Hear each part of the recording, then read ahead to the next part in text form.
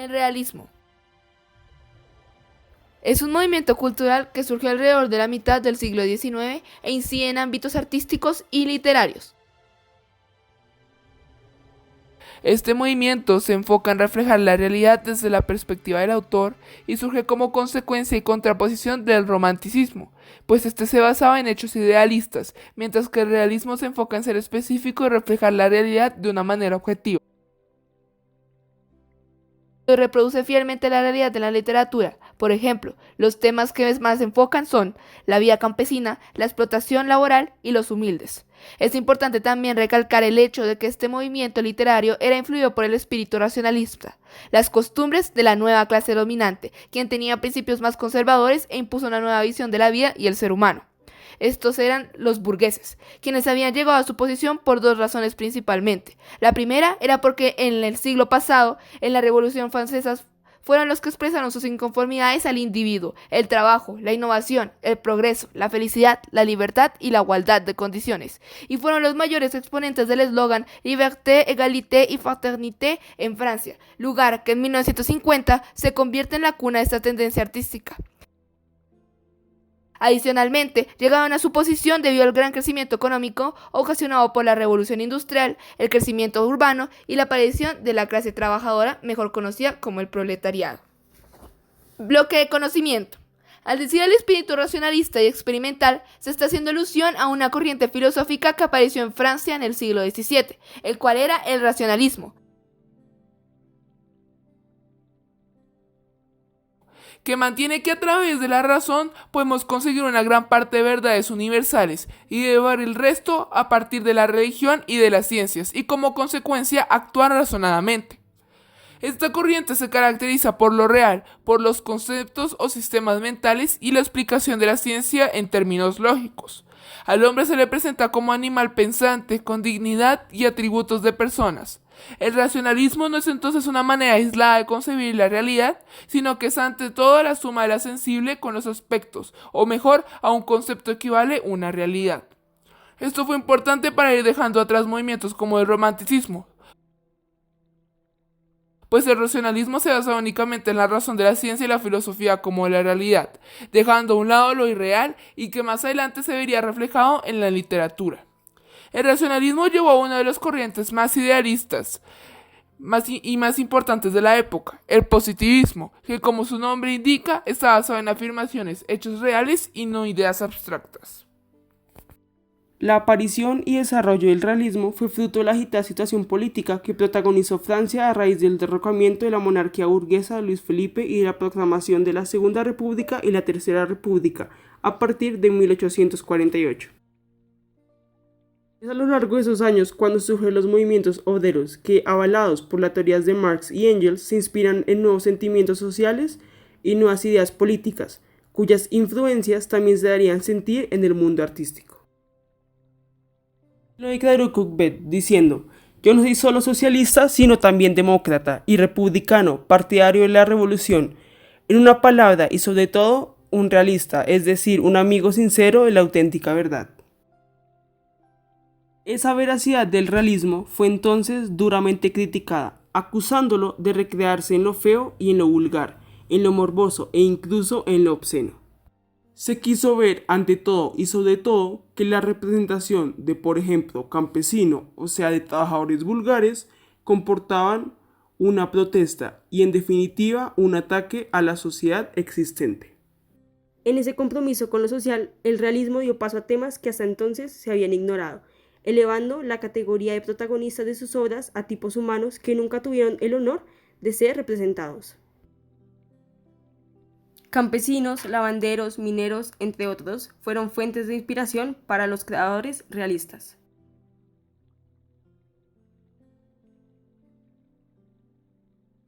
Sin embargo, el realismo no solo se ejerció en Francia, sino en países como España, donde también tuvo mucha popularidad. España estaba pasando por una de las eras más cruciales políticamente hablando de la Revolución Moderna de 1868, conocida como la Gloriosa. Esta revolución trajo los valores más avanzados de la justicia social y la democracia en un ambiente de libertad. Del mismo modo, el liberalismo revolucionario burgués y de las organizaciones de empleados cada una amorzada y reprimida durante el reinado de Isabel II de 1843 a 1868. Han sido la ayuda más fuerte para la revolución. Sin embargo, en 1874 el general Paiva disuelve las Cortes y termina el experimento republicano, liquidando todas las esperanzas de un proceso dentro de la articulación de una sociedad más justa y solidaria. Un año después, Alfonso XII regresa a España y comienza la recuperación, que se extiende hasta 1902. Es una duración prolongada en la que los conservadores y liberales comercian pacíficamente el poder. En el curso de esta era, España pasa de ser preindustrial a ser semi-industrializado. Gracias a las mejoras económicas, la población aumenta drásticamente. La corriente de pensamiento más importante y conocida en el momento era el krausismo, un movimiento cultural cuyas ideas estaban basadas en regenerar los ideales políticos y los valores de la sociedad. Se promovía un nuevo humanismo con un espíritu panteísta, es decir, creyendo que Dios, el universo y el mundo eran lo mismo. Por estas razones, se apoyaba la renovación del pensamiento, se era tolerante con la diversidad ideológica, pues se buscaba una reivindicación del papel del individuo, quien debe actuar con el propósito de mejorar la sociedad en la que vive. Este movimiento llegó a su auge debido al apoyo de los grupos liberales, quienes lo usaron para dar a entender el proceso de regeneración que necesitaba su país y también asociarlo con una doctrina religiosa para tener la aprobación del pueblo.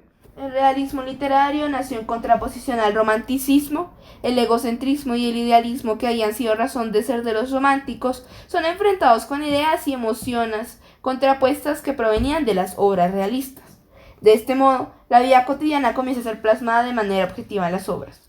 El intento de reproducir fielmente la realidad de la época se volvió una constante en las obras del realismo literario, en especial la vida campesina, la explotación laboral y de los humildes. Por otro lado, el realismo literario se opone directamente a los temas fantasiosos en la literatura. Además, usa un lenguaje llano, sin adornos y sin rodeos, buscando una descripción minuciosa para conseguir reflejar la realidad política, humana y social del momento. Los temas abordados son de interés social y se explora la psique de los personajes. Los protagonistas de la historia son gente común. Normalmente son gente de clase media y baja que no era motivo de inspiración durante el romanticismo. De acuerdo con el tipo de protagonista de las obras, el lenguaje usado era el del habla cotidiana de la época. Se hacían desaparecer las limitaciones del estilo y se embarcaban diversos registros y niveles. Además, los descubrimientos psicológicos de la época dieron material a los autores, pues le permitieron adentrarse a ese funcionamiento interno de las mentes de sus personajes.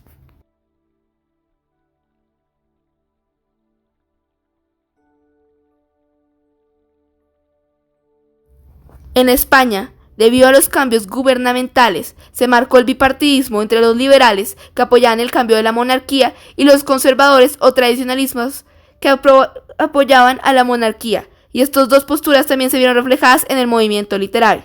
Los tradicionalistas, conservadores, que procuraban enmascarar e idealizar los aspectos más desagradables de la sociedad. Los progresistas, como es el caso de Leo Tolstoy, que recurría a la denuncia y a las críticas sociales.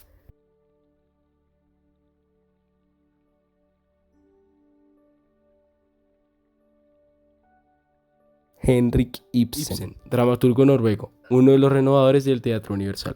Nació en una ciudad costera donde su padre poseía una destilería de aguardientes que quebró cuando él tenía 6 años. Su madre era muy religiosa. A los 15 años se fue a vivir a Grimstad, no lejos de su pueblo natal, donde su padre le había conseguido un puesto como ayudante de un farmacéutico.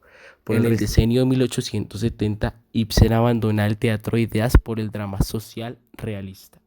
La primera obra de este periodo y la primera que escribió en prosa fue Las columnas de la sociedad de 1877, que trata los conflictos sociales y del choque de lo antiguo con lo nuevo. Pero el verdadero éxito le llegó con Casa de Muñecas de 1879, en la que por primera vez aparece la voz auténtica del autor.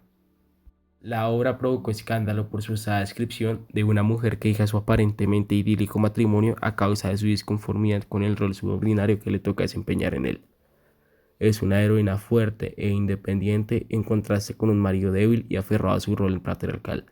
Pero su tema es también el efecto anquilosante de las convenciones sociales y la necesidad de rebelarse en contra de ellas al fin de alcanzar la realización personal. Esta obra no tiene un desarrollo cronológico como las anteriores, sino que trabaja con una técnica retrospectiva en la que el pasado va siendo revelado a medida que avanza la acción. Durante la segunda mitad del siglo XIX, la influencia de la obra de Henrik Ibsen alteró sustancialmente el teatro europeo y lo convirtió del divertimento al que había sido reducido en lo que fuera para los griegos un instrumento para examinar el alma. Guy de Maupassant nació en Normandía, cerca de Dieppe, en 1850. A partir de 1870 se fue a vivir a París.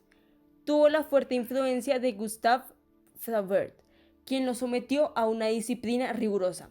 Después su modelo fue Émile Zola. Una de las obras escritas por Maupassant obtuvo un gran éxito. Se trata de Bola de Sebo, en la cual el autor evoca la derrota francesa de 1870. Este éxito lo llevó a Maupassant a consagrarse a la literatura. También lo lanzó a la búsqueda febril de las mujeres.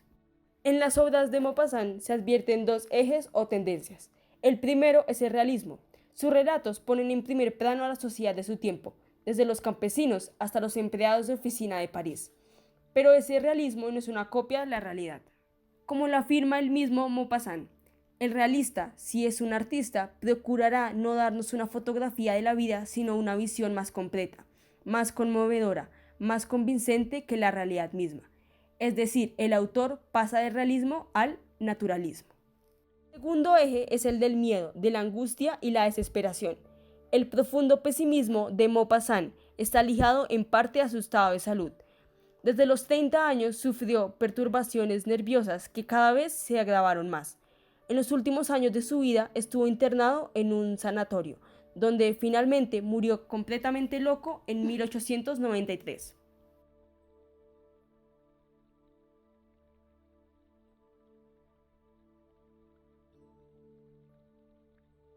Stendhal es junto a Balzac uno de los padres del realismo en la novela.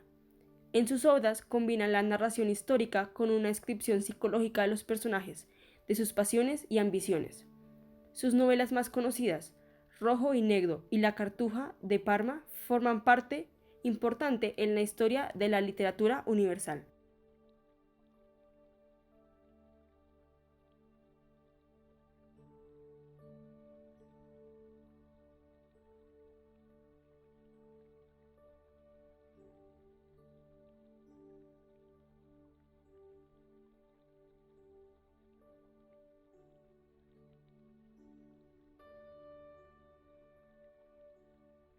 En Rojo y Negro se narra la historia del joven Julien Sorel, hijo de carpintero que desea progresar y ascender en la vida. Para eso no dudará en utilizar su capacidad de seducción con las mujeres, al tiempo que nos narra las aventuras de este joven arribista. Stendhal nos ilustra sobre la sociedad del momento y sus condiciones políticas y morales. De hecho, Julien Sorel no actúa jamás según sus ideas, sino en la forma en que considera que le será más sencillo conseguir entrar a la sociedad de la que tanto desea ser parte.